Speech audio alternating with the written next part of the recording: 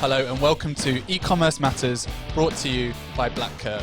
We help e-commerce businesses make pricing decisions. Today's title is Who Can Benefit from Better Pricing? Everyone can, that's the beauty. Today I'm joined as ever by Dr. Rob Horton, Product Director of BlackCurve, who today is just going to be called Just Rob. I'm Philip Huthwaite, the founder of BlackCurve, and without further ado, shall we get pricing, Rob? I like that. Just Rob. Just Rob. Listeners, you have to listen to previous podcasts to work out why, but a brief summary. I generally either embarrass Rob or abuse him or both at the same time with an introduction. Last week I called him the fisherman of pricing, which I don't think he took too kindly to, although he did back it up by actually... I reacted badly and then realised I was drinking out of a fishing related mug, so... So he brings it upon himself, is what I'm trying to say. So great. So today's title is Who Can Benefit from Better Pricing? And as normal, we bring a prop to describe each podcast episode. What prop have you got to describe today, Just Rob? Oh, what is this? This looks exciting. Go on, describe it. So it's one of those. I don't know actually what they're called, but I think it's called like an Archimedes thermometer or something, but it's an equilibrium thermometer, and it's a tube filled with liquid and lots of little bubbles with different liquids in them, and depending on the temperature, the bubbles are either at the top or the bottom. But the reason I've got it is because it's about equilibrium, and depending on who you are, which little bubble you are, you'll sit at the right point in the funnel. So it could be you could be at the bottom and you could be at the top, but there is a correct thing for you in each one. So I like it. It's very posh. This it's like it's a jar. What's it? Has it got water in it? What is in it? It must be. It's water, and then each of the little bubbles is filled with they've coloured them in ink, but different liquid, and based on that density, will sit at a different point, and do you want the science? I do. I was going to say, give us the science. Right, so the bubbles are closed, so that depending on the temperature, the liquid in the bubbles will either evaporate or not, meaning that the density within it will change, and then the bubble will move up and down within the water thing. So the hotter it gets, the more of this will evaporate, I think, and then it will sink down. It's interesting. Well, if anything, those individuals that are homeschooling can just snip this video and share it to their kids. They'll have learned. Yeah, but that science is going to be completely wrong. We're going to get loads of complaints for incorrect answers. The real answer, right in the comments below. I have to say, I am wishing that I went a bit more intellectual now with my my prop for better. Who can benefit from better pricing? I've gone for a little man. So this is just to symbolise everybody. You know, everybody can benefit from better pricing. I mean, today we're going to talk about specifically, you know, the types of e-commerce companies that can benefit, and also retailers by byproduct of that. But I've got a little man. I think he's a Playmobil man. I'm not sure. He's got a red hat. He's waving. The toys are available. Yeah. He's friendly. He's friendly. You know, you don't have to be friendly to get use out of pricing. If we got a brand deal with Playmobil, your boys would be happy. They would be actually. I have to say, I quite enjoy playing with it. It's quite entertaining. It's nostalgic. It brings back fond memories. But well, we both got Lego sets for Christmas, didn't we? So we did. Because I think, if I'm honest, Playmobil is probably a bit younger than our age category requirements. So, but no, yeah, there we go. Everybody can benefit from better pricing. So, shall we start, Rob, by looking at, you know, there's two ways we can tackle this. Okay. Mm-hmm. We can tackle by looking at the types of companies that can benefit, and also we can look at the maturity of their operation, or the maturity of their thinking around pricing, and discuss kind of how that would fit for particular uses of pricing. So, is it worth? Where would you like to start? Would you like to go? I'll give you an option. I think probably starting with the maturity of the company is more sensible, right? And then we can go industry by industry afterwards. I like that. We're aligned. It's almost like we spoke about this beforehand, isn't it? So, so where from a pricing maturity point of view, what is kind of the entry things that companies do from a pricing perspective that you've seen? So from interesting from my from our experience selling pricing software, um, with newer, often smaller companies, newer market entrants, the level of education around pricing and the impact of pricing is often quite low. In that, I think there is this fundamental kind of misbelief that the price is the price and the market sets the price. So we just decide how much money we want to make and stick it at that and leave it. So the entry point really often becomes understanding kind of just your competition in your marketplace and how your products and your brand, or your brand and how your products sit within it. And we've spoken about this a lot before, but just to talk through a kind of an example, say I'm spinning up a drop shipping site. I've sourced, I don't know, probably bad at the minute because of the supply chain, but I've got 10 products I want to sell. I found on AliExpress. I'll do a bit of competitor research. I'll probably use Google Shopping. Just Google the products, the product code, see what comes up, and then basically choose where I want to sit within there based on my cost base and the rest of it. And that really, at the kind of low maturity end, is about the interaction with pricing. I don't know if you have a different view, Philip, but it's not. It doesn't tend to be dynamic. It doesn't tend to be looked at very often, and it tends to be very competitor focused. Yeah, I'd absolutely agree with that. It's sometimes described as manually pricing or hand managing pricing, or typically, especially if you're an e-commerce company and you've got a few hundred products or a few thousand products, there's an Excel spreadsheet thrown into the mix, isn't it? And stage one is I want to make sure that the price I communicate to my customers covers my costs. So a lot of the time, the first pricing strategy that people throw into the mix is cost plus pricing, or minimum margin pricing for want of a better phrase, and that is absolutely there's a pros and cons of doing that approach, but as a starting point, it seems like a sensible place to start to make sure that you don't sell below your costs, so you're always making a profit. It reflects the nature of a business at that stage, in that like often businesses at that point are very growth focused. You're looking to be a big player, or you're looking to expand, or you're a new entrant, and really you're kind of trying to get into the space and fill out and find what's working. So you're less interested in the kind of the optimization side of pricing, because really what you're trying to find is products that sell well, really there's often product selection, and there will be other business processes that have a more direct impact on growth, stock availability or whatever, rather than pricing itself. So it's not surprising, and like you say, not incorrect, because it tends to align with the overall goals of the business at that point.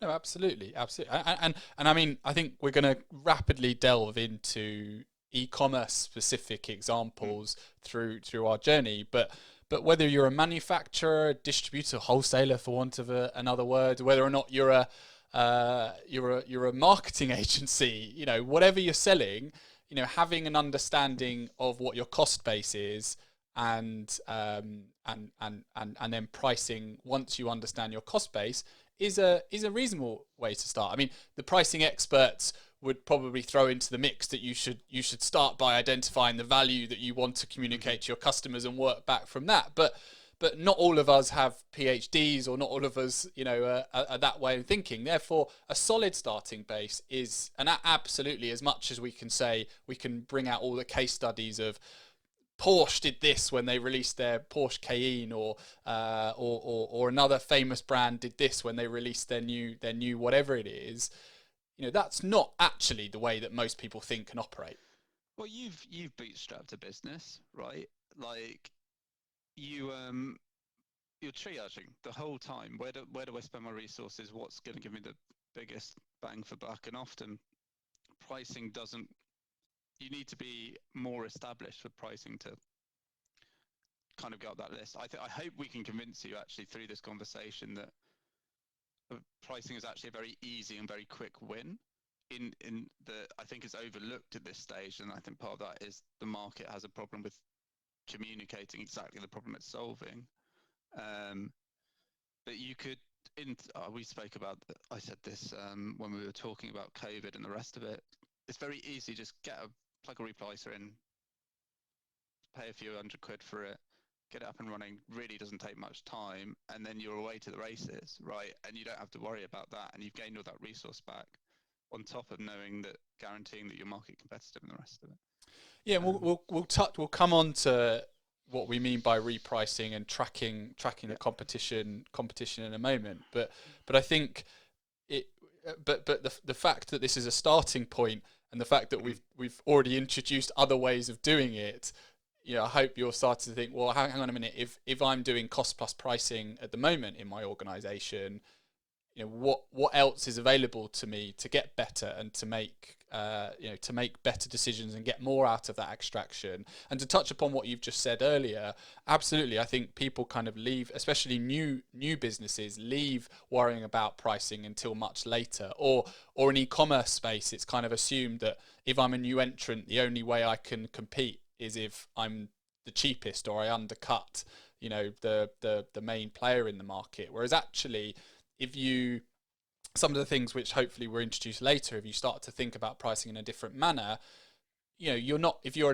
a new consumer appliance company, you're not going to suddenly get the market share that AO.com has overnight. But if you can at least extract more out of every single sale, that's more cash in your pocket, that's more money you can invest, and that's the sooner that you will be scratching and clipping at the heels of someone like AO.com or equivalent.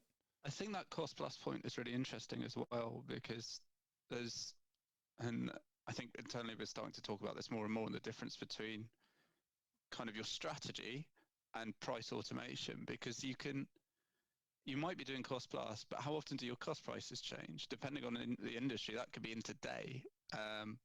We know of people whose cost prices change on the hour, kind of from their suppliers, or their supplier switches in and out, which is another reason it could change. And so whilst you may not think about pricing from kind of like a competitive space or a sales driven or a demand driven, however you measure that kind of strategy, there is still kind of bandwidth in freeing up the resource and optimizing that point, because we do see a lot of slippage. So people reprice quarterly or annually or whatever, and the cost price, especially in the current environment, would have drifted massively in that time. And certainly in this coronavirus period, they're probably not going down, right? So and if you're not passing that through, your net, well, you're inadvertently price testing, actually, I guess, but your net profitability is being hit. If you're trying to make 10% on every sale, your costs have gone up by a couple of percent. You've eaten into that, right? So I think it's worth saying that, like, even if you think even if you can't get data, or you're not in a market to look at your competitors, or you don't understand it and you're happy with your cost plus, you can think about automating that piece of it. Yeah, and especially if your cost prices are changing on a frequent basis, I'd strongly encourage, multiple times a day, for example, or a few times a week even, that automation piece will save you a lot of headache, not least because some sectors on the other side, the consumers get fed up if there's lots of volatility. So you need to make sure that you have some kind of, even if it's hand managing it, some strategy in place to make sure that you do ensure that your pricing has some form of stability if cost prices are changing. Also, if you're having lots of different suppliers, you need to make sure that you've thought about that I don't know, having a rolling average or always benchmarking against one particular supplier if that supplies you, I don't know, nine times out of 10. So, I mean, I don't want this to turn into kind of a pros and cons of cost plus pricing, but I think we've sort of set the scene. So we're now going to move into so actually this is still relevant for whichever sector that you operate in, even if there's not an exact like for like or an exact match, to follow a term from a previous podcast. It's the next stage on better pricing is actually starting to collect some market information. Would you agree, Rob? I think so. I think once it's kind of like you're tracking the business up, aren't you? You've proved the point. You've proved you can make a sale, to use that horrible Peter Thiel term. You've gone from 0 to 1, right? You've created something, you've put it out there, and someone's bought it. So the next question is, how do you go from 1 to N? How do you optimize? And you need to understand the space you're in. And so before you automate or come up with strategies, the best thing to do is just do a competitive analysis of the space. And not just at branding or marketing or positioning, but pricing. And this is where we have a tracker product, we call it, but where you kind of can just get the data, access to the data, and reporting and analytics around that, so you can understand, oh, I see my product is here, but these other guys are sitting here. So maybe if I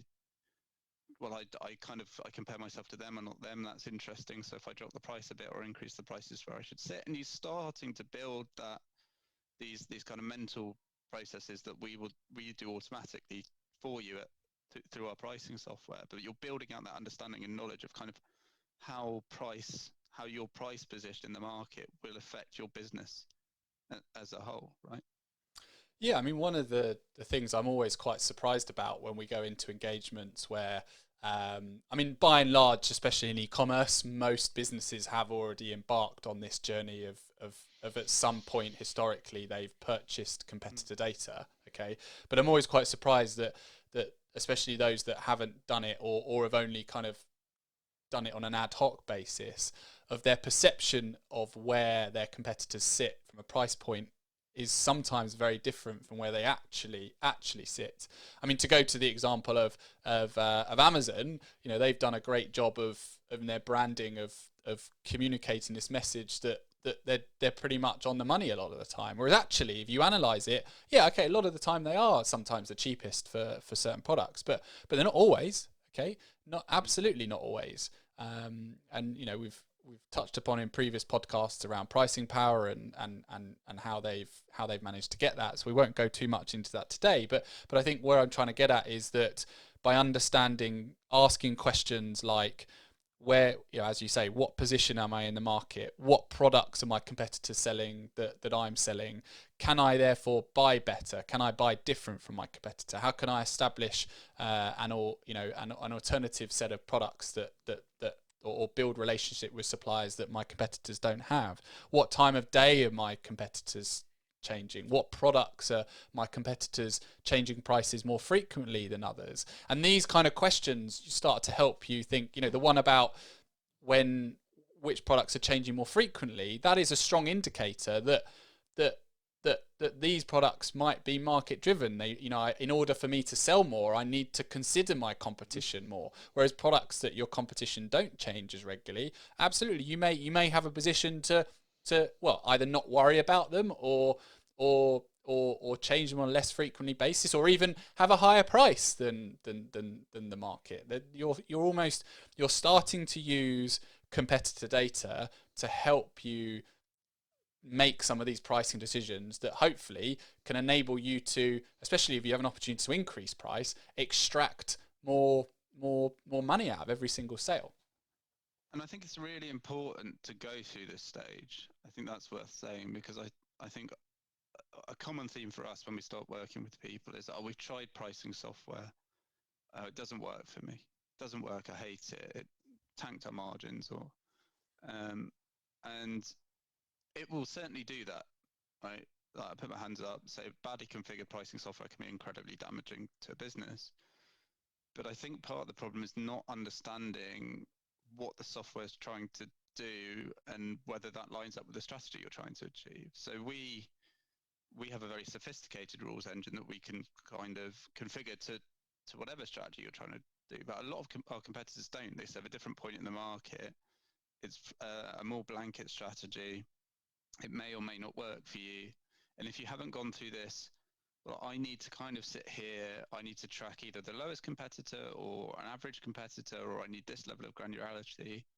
If you don't have that understanding, trying to jump up to kind of skip that step out and like jump up the thing could be quite damaging, I think. Yeah, and actually, I kind of agree with that, because a lot of the time, our tracker product, all it does is provide you with competitor information. It doesn't change prices on your website. And I almost feel that when people are embarking on this journey, they sometimes skip. They go straight from having no competitor data to having competitor data and repricing.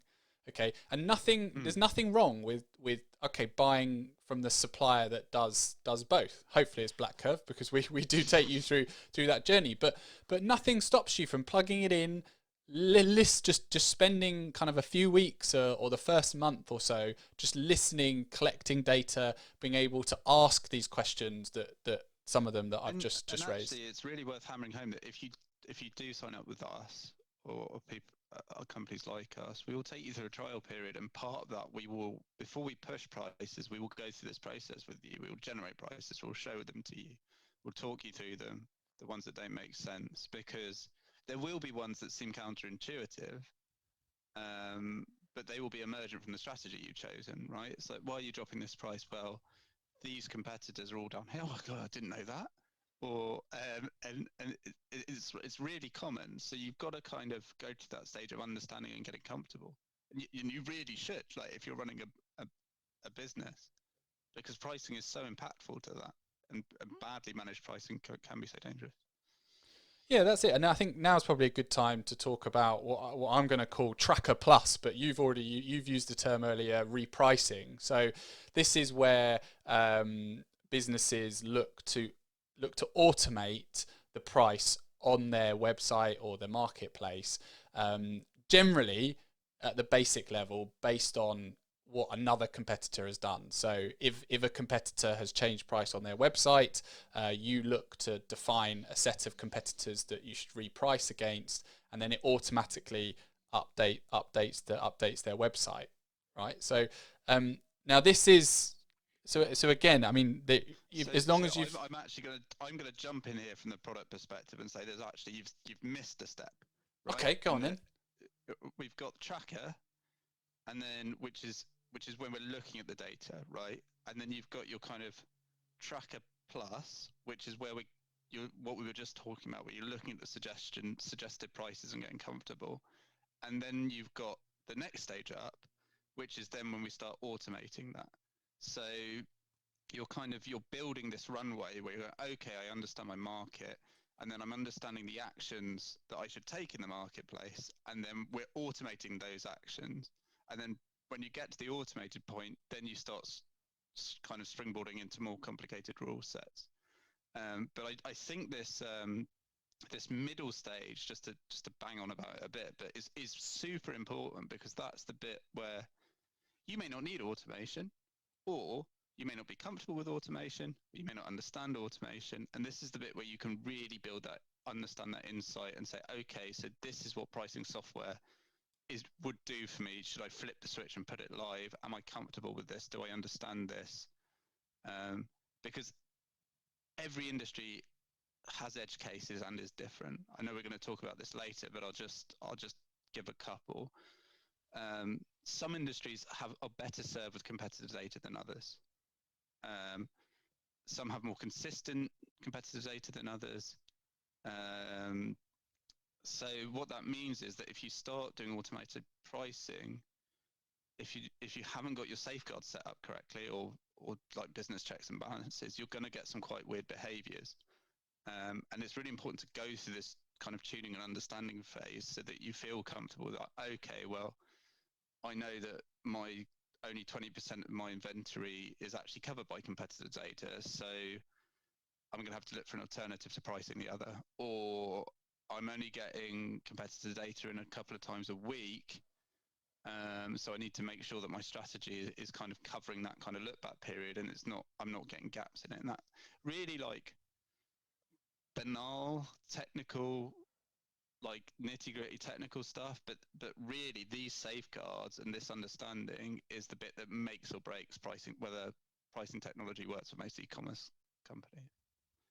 Does that make sense? Yeah, no, absolutely. And I think I'm trying to run before Yeah, you are. Yeah, before we walk. I'm trying to encourage people to go. I love pricing, and I think you could go out guns blazing, and there's a ton of stuff you can do. But actually, you should probably take it softly, and go through each stage and add extra things and then remove them, because then you know as you adding each one whether it's causing a positive impact or not, because you can throw in too much noise if you try to do too much at once, right? Completely, but I do agree. Like, I think it's worth saying that you don't have to spend 6 years sat at that stage. You can do it in a couple of weeks, because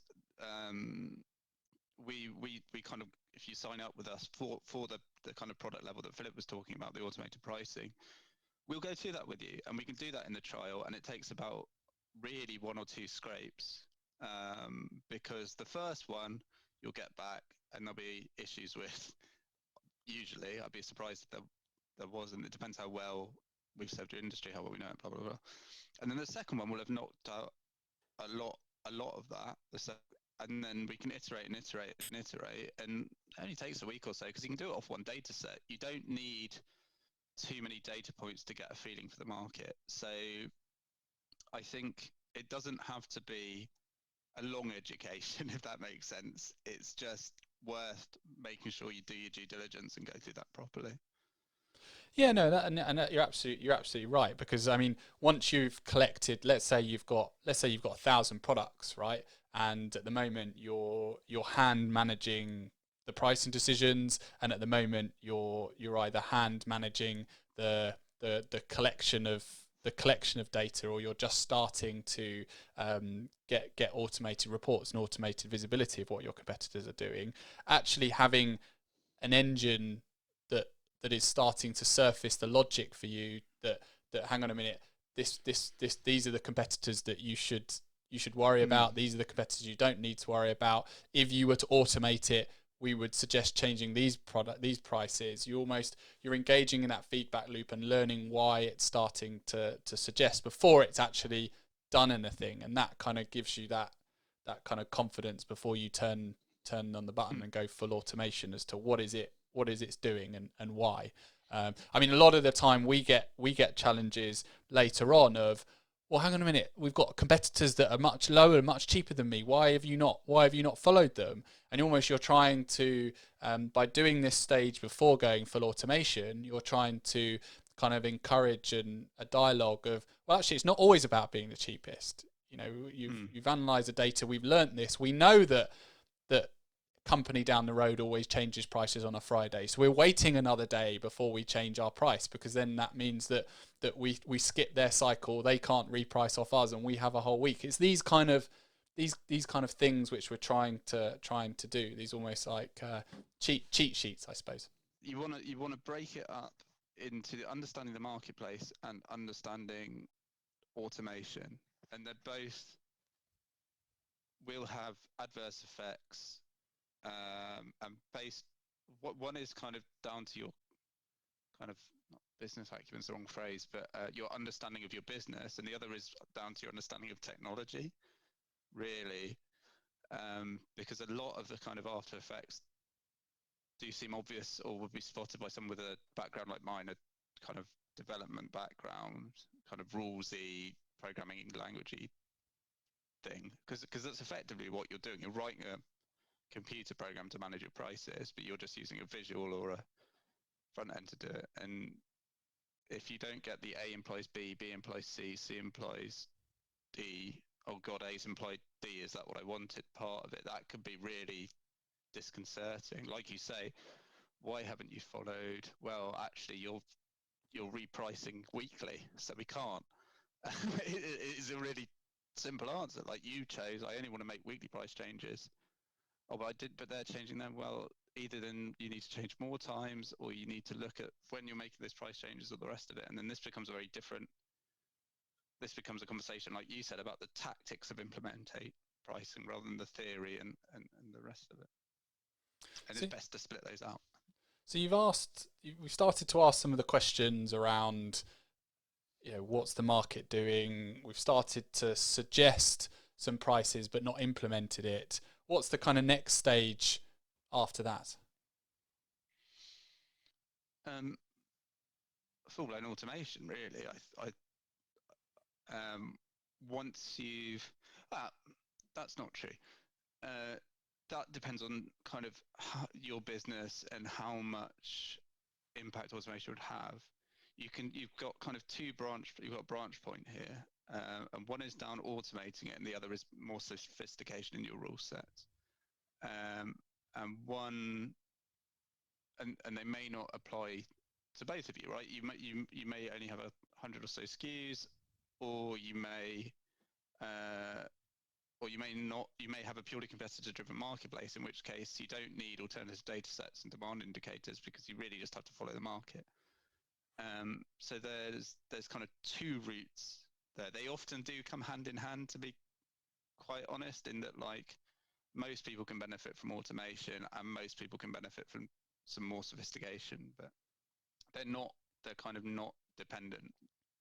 So let's call it light automation, really. You have, that's the next stage, and once you've asked some of these questions around which products are market driven, the price implies of sales, so if my competitor changes it, I need to follow, which competitors I need to worry about, which competitors I don't need to worry about. So your next stage is looking to automate some of those decisions or automate some of those learnings so that you can extract more increased sales or extract more out of a particular sale. Low-hanging fruit one might be you win no prizes for being really cheap. Right? So if you are the cheapest, and especially if you're the cheapest and not even matching the other person who's the cheapest, bridge that gap, right? So you should absolutely, if you're going to do anything, automate that gap, because you win no prizes for being that cheap.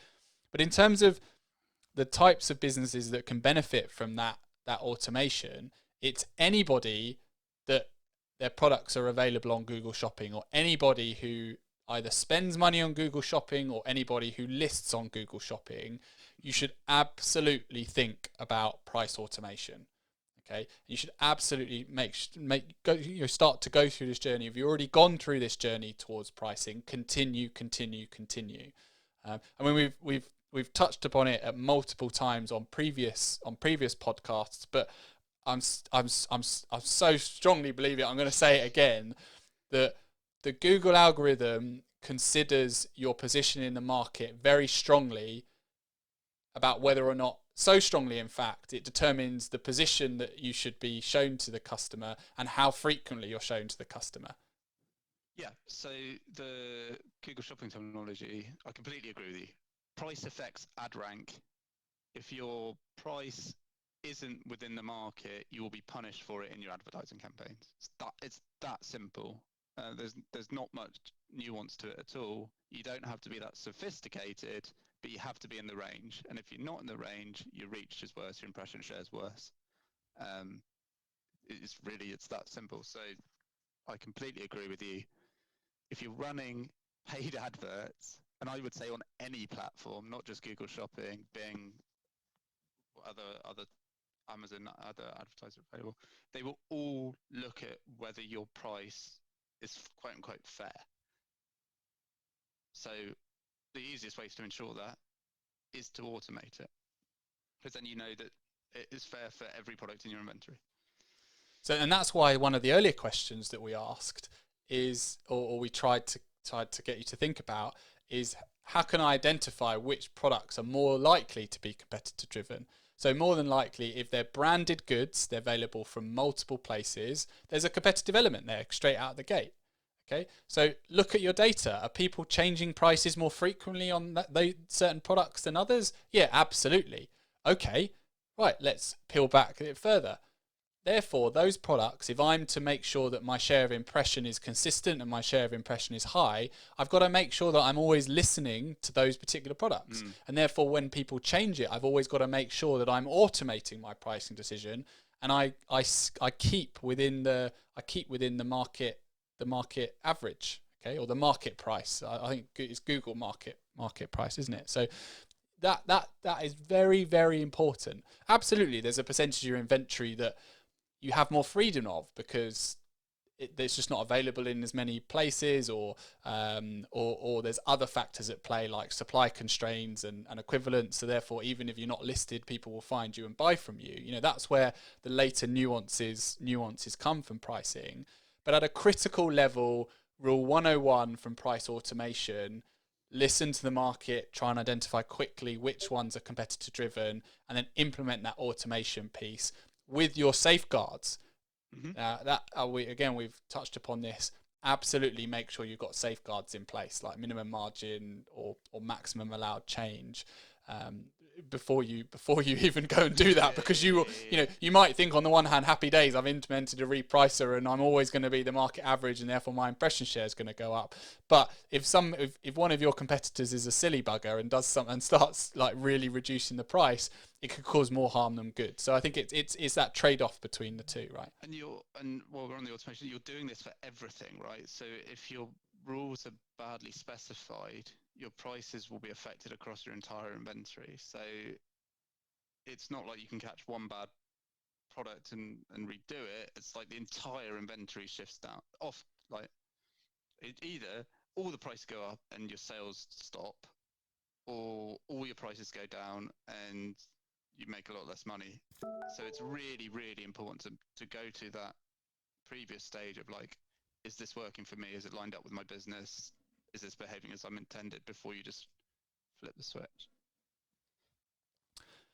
And even if you don't advertise on Google Shopping, right? If there are other websites where your product is available, okay, you should be listening to the market. The same principles apply, right? That you should be listening to the market, identifying what are your competitors' strategies? What are they doing? What are they not doing? What products are they selling?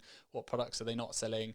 Because the same learnings apply. It's just Google Shopping enables you to expand your net further, and is actually one of the key drivers of traffic to retailers' websites. Affect your organic search as well, right? I mean, we have less data on that, but I can't believe that that isn't factored into the organic. If I'm searching for, I don't know, iPhone or whatever, if you're not within a competitive price range, it's less likely to be popping up, right? So I think really what we're saying, if I'm going to be really aggressive in this statement, is that if you are in e-commerce, and this is an e-commerce podcast, you should probably be automating pricing, because you have to get your traffic to your website somehow, and price will affect that traffic, right? Whether you're paying for it, whether it's paid or otherwise, it's going to affect it. Or you're selling something that is completely price insensitive. Like, I'm trying to think of examples that don't make me sound ropey. You've got to have a really good product, like and be the only person selling it, and and people to need it, like insulin or something. I don't know, but like in America, which is horrific. But it's that you need to be in that kind of like, well, people have to buy this or they die, and we're the only people with it category. Otherwise, you're in an online e-commerce ecosystem. It's going to affect your traffic. It may not affect conversion, interestingly, because when people are at your site, as Philip's alluded to it, there's a lot of odd difference in buying behaviors, and whether people actually buy the product they want, they click through on, or whether actually when you're there that price impacts conversion, in terms of, if I get to the basket, have I already made the buying decision? So does price actually affect it? Which is probably a conversation for another podcast, but it definitely affects your traffic. But I would take, if somebody said to me, your conversion would stay the same, but we'll get more people to your website. I mean, no-brainer. And if somebody said to me at the same time, your cost per click would go down because, the Google algorithms think you're a more relevant, you're a more relevant business to show your business to whoever searches that particular term, then it's not going to cost you as much to get. So it seems like an absolute no-brainer. So therefore, I'm just going to stress that if you are selling your products through Google Shopping, have visibility on Google Shopping, pricing, forget all the theory about if I can increase the price and sell the same amount of volume, which I've been guilty of doing in the past. Absolutely, it's still one of my earlier benefits of pricing optimization. Sometimes that doesn't seem to land with a lot of people, and they don't quite get it. But pretty much every single retailer is spending money that I know that is worth their salt, is spending some money with Google and the Google ad platform.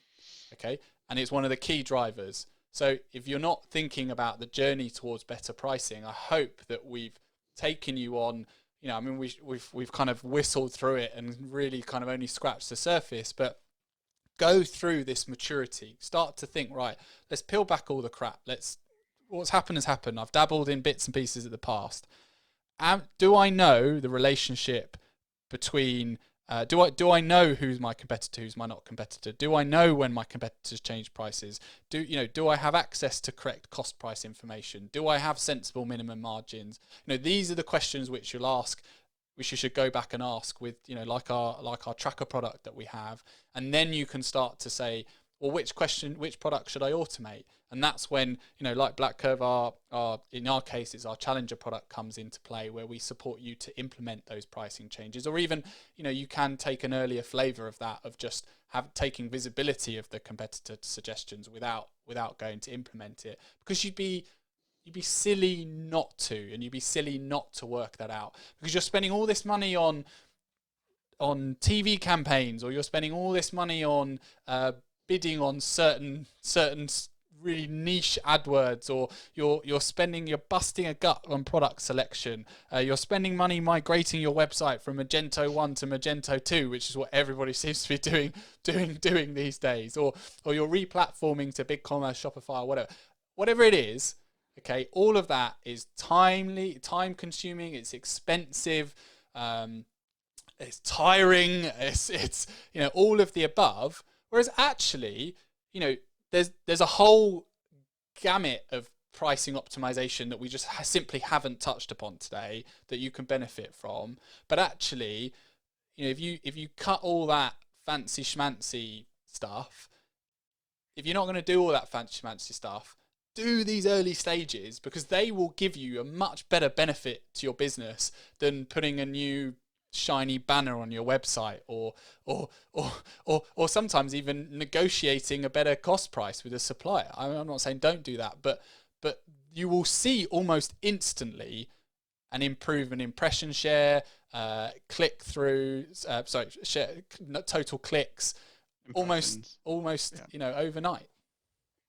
Yeah, and I completely echo that. So if I come from a theoretical perspective, what we're saying is that, like, this is an e-commerce podcast. We're talking about e-commerce. E-commerce tends to be market driven. There are exceptions. You can use other data sources. It does work. But by and large, you're going to be driven by what other players in the market are doing.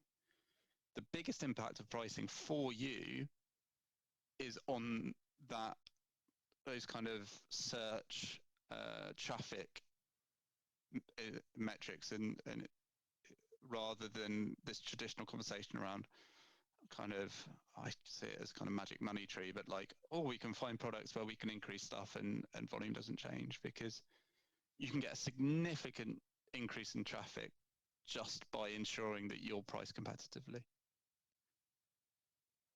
I mean, what would I say if suddenly you did this, and you might find that you do this and you're actually more expensive than some of your competitors, but because you've invested across all of your product set and making sure that by and large, for the most case, you're within the market price, you will be visible to people searching for these products more than the person who you're more expensive than.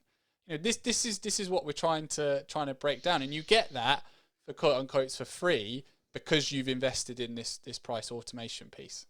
And it's really worth saying, it's not like if you're not doing it and then you turn it on, the increases we see are dramatic. It's not like 0.5%, 1%. It's kind of 10% increase in impressions. It's that kind of level.